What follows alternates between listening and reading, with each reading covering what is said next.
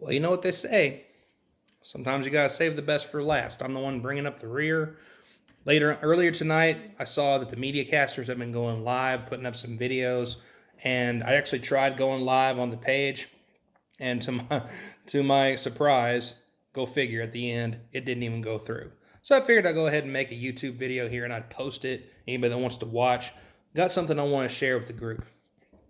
Um, I've been seeing that sometimes those of you that I care about are getting involved in political issues, maybe getting too wound up about debates, campaigns, thinking that things are really going downhill and thinking that it can't get any worse than this.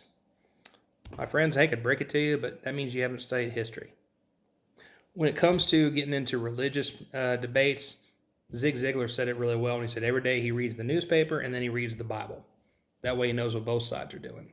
Gotta love those little zingers by Zig. But I will say this.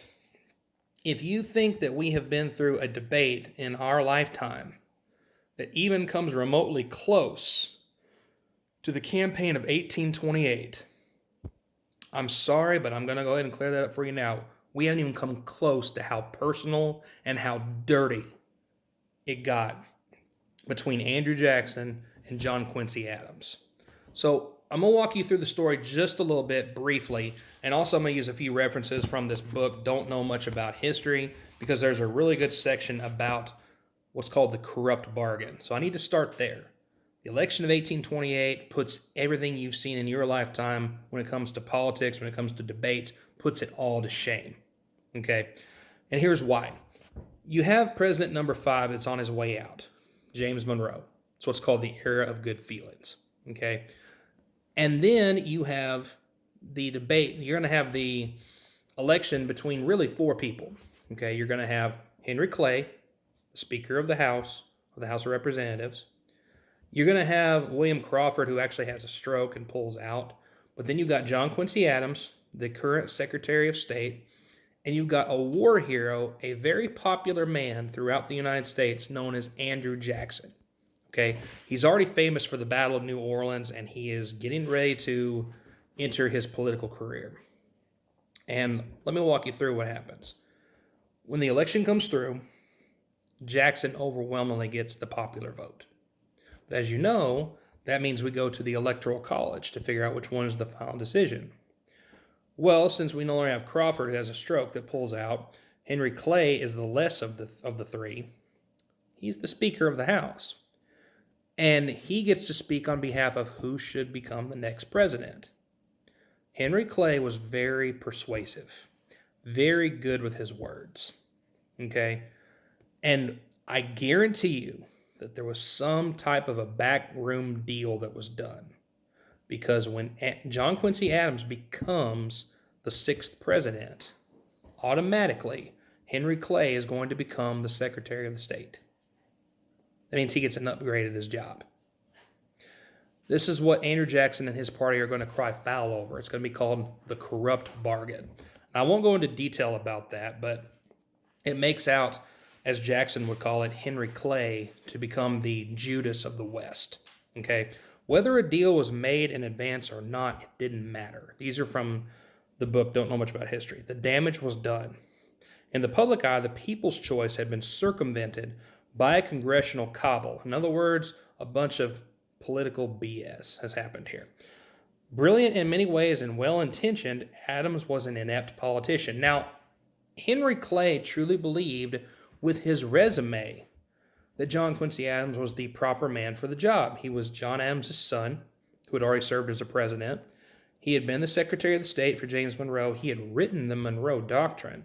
He had a really good foreign relation with Prussia and the Netherlands, so he had some really good qualifications.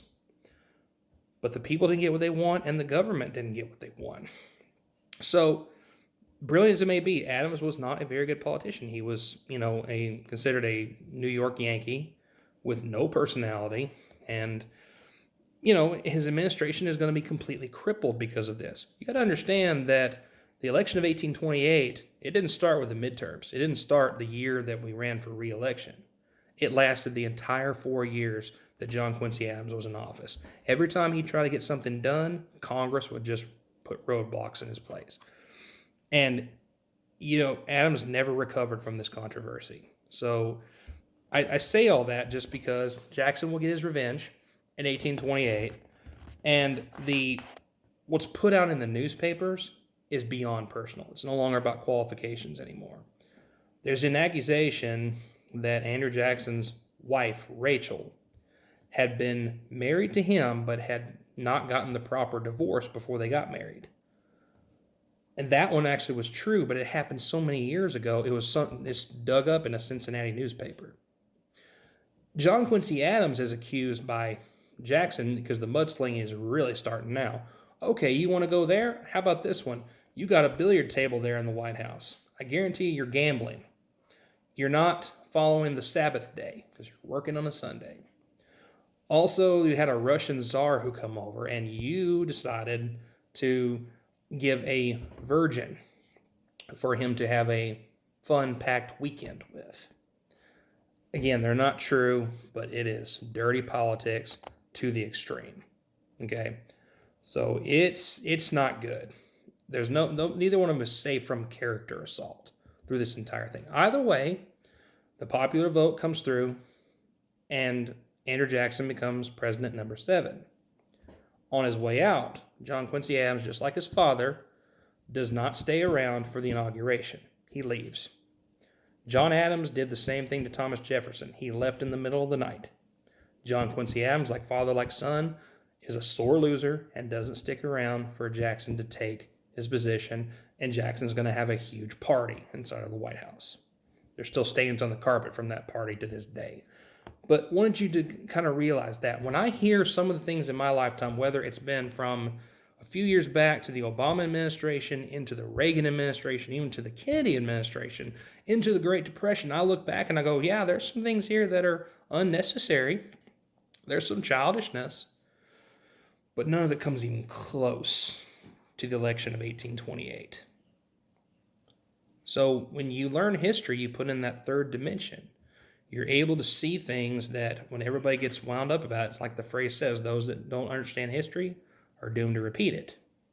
And people that do study history are the ones that sit back and watch it happen again and again and again and again.